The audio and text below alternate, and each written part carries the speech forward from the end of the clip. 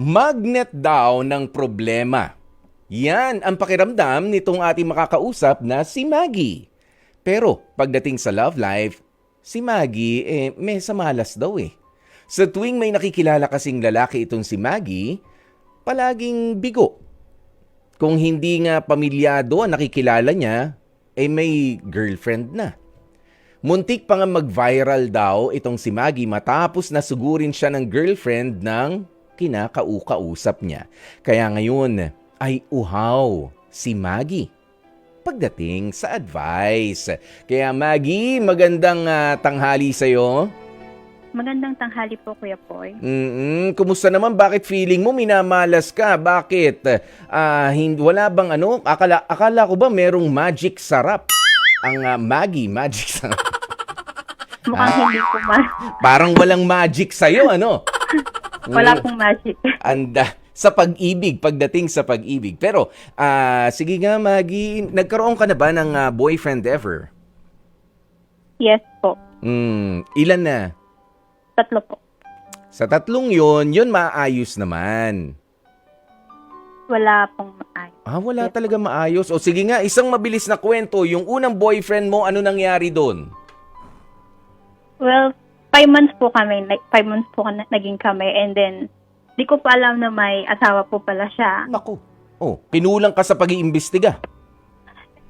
Mukha po, Kuya Poy. Mhm. Tapos po, Sa one time po, bigla na lang po may nag-pop out sa messenger ko na yun nga po yung asawa niya po yung nag-message sa akin. at galit na galit, ganyan. Yes po, Kuya Poy. So, anong sinabi? Nangatwiran ka pa ba na hindi ko naman talaga alam? May lumapit sa akin yung lalaking yan.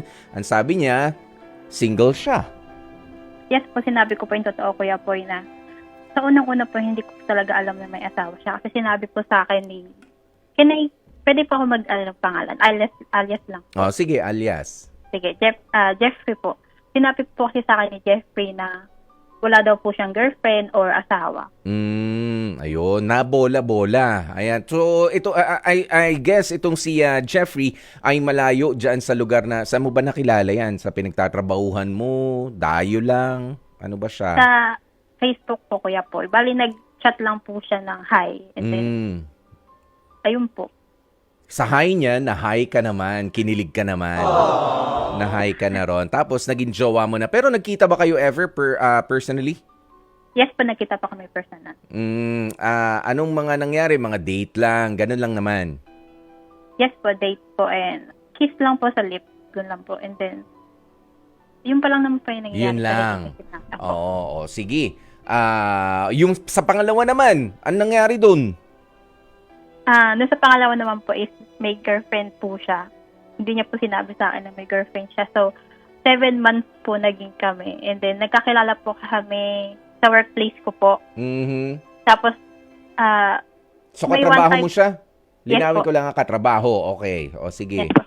So, may nangyari po na to the point na sinugod po ako ng girlfriend niya doon sa may mismong, nung nagde-date po kami, Kuya Poy.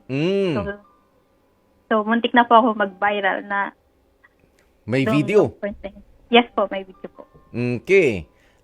Ano na ano nangyari doon? Bakit yung mga kasama niyo ba ron, di alam na meron siyang girlfriend? Wala man lang sumitsit sa'yo, kumalabit sa'yo, o surot dyan na nagsabi na uy, meron ng yan, may jowa na yan.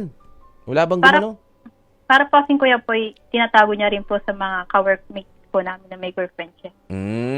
Okay. O, pagkatapos noon, nagpaliwanag ka na naman. Yes po, Kuya Poy. O, nakalusot ka naman din. At naintindihan ka nung babae. Yes po. O, hanggang saan na ang halik ngayon? Kanina sa lips lang sa unang naging boyfriend. Ngayon? Sa lips pa rin po, Kuya Poy. Kasi parang nag-aalinlangan din po ako dun sa Pasko. Okay. O, sa lips lang naman. Kumbaga, nag-uumpisa pa lang. Pero 7 months na naging kayo, ano? Ayan, tapos date lang. Sandali, saan kayo nagde-date nun? Kumakain ba kayo? Parang nagpipiknik po kami, Kuya Poy. Ay, nagpipikiniki. O, saan kayo nagpipikinik? Sa ano po, sa mga park lang po, Kuya Poy. So, Parking lot ng SM? Mainit dun, ha? Hindi, sa mga parke, sa mga damuhan, ganyan. yes po, Kuya Poy. Sa damuhan. Kala ko mga parking lot na lang kung saan yan eh. O, pagkatapos, yun na, natapos na ang kwento roon nung pangalawang guy. Yung pangatlo. Pumangatlo pa eh. Yes po, yung pangatlo pa po. So yung pangatlo naman po, Kuya Poy, sa dating app ko po nakilala. O, anyari. Bali, 1 week na po kami nag-uusap. Then on the 6th day po, parang tinawag, nag-decide po ako na mag-video call po sa kanya. Pero ang nakasagot po is yung anak niya po. Anak, na Opo. ano ba, bata o meron ng edad na yung bata? Mga nasa 10 years old na po, Kuya po. Okay, well, ako malaki na rin. Nagsalita ba yung bata? Tinanong ka kung sino ka? Yes po, Kuya Poy. O tapos, anong nangyari sa pag-uusap nyo nung bata na lang? Sabi niya po, tatay niya daw po yung may-ari ng phone number. Oho. And then tinawag, parang tatawagin niya po sana yung nanay niya. Oo, syempre, wala namang mali siya yun sa utak ng bata. O, ano nangyari? Hinintay mo pa naman yung nanay. Yes po, hinintay ko po and then doon po ako nagpaliwanag na yun po yung asawa niya na nasa dating app po pero may asawa naman po pala. So, naging reporter ka pa ngayon. O, inilaglag mo pa yung tao. Which is tama naman na gawin, Maggie. O, tama naman. Meron naman pa. So, nagulat din yung asawa na nasa dating app yung jowa niya, ano? Yes po, Kuya Poy. Oo, okay. O pagkatapos, ngayon, anong sabi mo dito kasi, nauuhaw ka doon sa advice. Pero ano nga ba ang advice na ine-expect mo sa akin ngayon na matapang ka naman pala na sumubok na pumasok sa isang relasyon? Ano ba sa tingin mo doon sa tatlong yun? Dapat alam mo to ha. Ano ba sa tingin mo saan ka kinukulang bago ka nakikipag-close ng relasyon, Maggie? Investigation po. Hindi naman investigasyon. Background check lang ang tawag doon. Background check lang. Huwag mo naman pa-imbestigahan. Nanliligaw lang naman yung tao. Pagka-imbestigahan, ninakawang ka na nun. Iba na. Iba. Pero hindi. Sige, ganun din naman. Alam ko yun ang ibig mong sabihin. No? I-background check mo lang rin yung tao. Ha? Yes po. Tama yun. Doon ka, doon ka kinukulang, Maggie. Wala nang iba pa. Walang masama sa pagmamahal. Ikaw ay matapang ka. Sa tingin ko, meron ka namang paninindigan din. Kasi nga, nagpapakaayos ka naman na girlfriend para sa kanila. Nga lang sila na meron mga itinatago eh. Pero hindi ko rin iniisip na ikaw ay easy to get. Meron bang kaibigan na nakapagsabi na ikaw ay easy to get, na napakadali mong bilugi ng ulo, napakadali masabihan ka lang na, ay, ang ganda mo ngayon. Tara. Hindi ka ba ganon? May times po, Kuya Poy, minsan. Bakit naman? Hindi ka ba confident sa itsura mo? Well, average. Average. Okay, ganito na lang, Maggie. Pwede mo bang i-describe sa amin kung ano ang itsura mo? May talent din kasi ako sa pag-ano eh. Ano yung cartographic sketching? Sige. Susubukan ko. Anong hugis ng mukha mo, Maggie? Yeah, may oras pa naman tayo. Anong hugis ng mukha mo? Bilugan ba? Habaan? O pentagon? Ganyan? 5 yung sulok? Papaano? Anong itsura? Medyo bilugan po, Kuya Poy. Medyo bilugan. Gaano ka bilog ito? Maliit na bilog lang naman. Yes po. Okay, sige. Tapos yung ilong. Anong korte ng ilong? Anong datingan ng ilong mo? Medyo pointy nose. Pointy nose po. Pointy. Pointy. Okay. Yes. Pointy yung Okay. Sige, tapos yung kilay. Ano yung kilay mo? 2 ba kilay mo o isa lang? 2 po, Kuya Poy, makapal. 2 makapal na kilay. Okay, sige. 2 makapal na kilay. Ayan. Pagkatapos, ang mga mata. Deadpan eyes po, Kuya Poy. Ay, hindi ko alam ibig sabihin nun. Paano ulit? Paano ulit? Deadpan. Bedpan. Alam mo, ang rinig ko, bedpan. O yung wini-wiwi matatanda sa Hindi po, Kuya Poy. pagka sa hospital, bedpan. Naalala ko lang. O yan. Sige. Ang datingan yan. In layman's term, ang deadpan eyes ay, yung parang tagus lang tumingin, ganun? Parang sleepy eyes po ata. Oh, parang droopy eyes. Ganyan, sleepy eyes. Okay.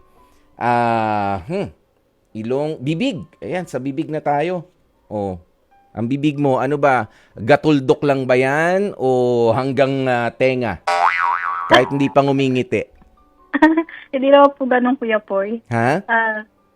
Katamtaman lang po na laki yung labi ko po. Katamtaman. Ay, yung kapal. Pwede yung sa baba po is yung po yung mas makapal kaysa dun sa taas. Yeah, mas makapal yung sa baba kaysa dun sa taas. Oo. Ayan. Ngipin, naka-braces ka ba? Hindi po. Okay, hindi. Nag-toothbrush ba? Yes po, Okay. everyday. Everyday. Oo. Pagkagabi, hindi na. Basta dapat everyday. Ang buhok pala. Ayan, wala pa tayong buhok. Ano ba? Kulot, mahaba. Kulot po na mahaba. Kulot na mahaba. Ito ba yung kulot na maganda o yung kulot na hindi masuklay dahil parang may tutsyang? Hindi na. Kulot na maganda po, Kuya Poy. Kulot na maganda. Uy, maganda yung mga yung pagkakakulot-kulot na O yan. Oo. Ito po. Ito ang itsura nitong si Maggie, mga kapatid. Ma-focus ba natin? Oo, sa ating cartographic sketch. Oo. Ayan, i-focus natin. Ito, ang itsura. Maganda naman pala. Maganda itong si Maggie. Ayan, oh. Oh, 'di ba? Ang kapal ng kilay, tapos droopy eyes, parang mapipikit. Pinikit na natin. Ipinikit na talaga natin, ano? Ayan, tatakpan ko lang yung ni Maggie. Oh, ganda. Mamaya papakita natin kapag may focus na ni Sir Joey Perez. Pero alam mo, what I'm trying to say here is maging confident ka at huwag kang masyadong magpapabola agad at sasama na doon sa magyayaya sa'yo. Ikaw ba, gaano katagal kapag ka ikaw ay niyayaya? Kapag ka ba niyaya ka, tara, merienda tayo ngayon. Okay lang, sumasama ka na rin agad? Hindi na po, Kuya Poy. Like, maabot po ng siguro 1 week po bago ako makipag. Yun. Oo. Kasi alam mo, dun sa mga pakikipagkwentuhan, kailangan nga marunong tayong, ikaw ba ay marunong mag-drive ng conversation? Yes po, Kuya Poy. Oo. Hinihintay mo ba na masagot yung mga tanong mo? Yes po, Kuya Poy. Pero minsan po, parang may times na di po kayang i-confronta yung isang tao. So, hinihelp ako po yung sarili ko. Ganun po yun niya. Okay. Ayan, dahil nangihinayang ka dahil gusto mo na magkaroon ng karelasyon. Tama? Yes po. Oo, pero ganito yan, Maggie. Hindi dahil sa gusto mo na magkaroon ng karelasyon ay ibababa mo na yung standards mo sa pagpili ng makakarelasyon. Kailangan pa rin hindi lamang yung hindi lamang yung mga sinasabi nila, hindi lamang yung mga pambobola nila, kung ano yung actions nila at kung ano rin yung background nila. Yun muna ang mas maganda mong tutukan kaysa doon sa ay nako, ito na may lumalapit na baka siya na yun. Oo, totoo naman na baka siya na yun, pero gawin mo rin yung parte mo na ingatan mo kung sino yung taong kikilalanin mo. Well, of course, 3 na yan na nakalusot sa'yo, di ba? 3 na nagpakilala sa'yo na hindi pala totoo. Hindi totoo yung 3 yun. Kaya sa mga susunod, kailangan medyo mas itaas mo pa. Itaas mo pa yung pagkilatis mo sa mga taong gustong makipaglapit sa'yo. Ayan, mailalapit na ba natin yung itsura ni Maggie? Ito po ang itsura ni Maggie. Pa-focus nga ho. Ayan, magkakagusto. Ay, nandito. O, ayun. Ayan ba? Tama? Ganda. Ganda niya. O, ayan po, mga kapatid. Maggie, naka-online ka ba? Hindi po, Kuya Poy. O, yan. Check ko na lang po mamaya. O, yan, mache-check mo ito mamaya. Ito ang itsura ni Maggie. Maganda. Marami magkakagusto dyan. Oo, na mga... ganyan cartographic sketch ni Maggie. Pero hindi, pinatatawa lang kita. Alam ko naman na it's very disappointing and frustrating na nagkasunod-sunod na yung mga lalaki ay hindi naging tapat sa'yo. Pero natutuwa pa rin ako at hindi mo sinasabi na ang mga kalalakihan, ganyan talaga mga manluloko. Don't be one of them.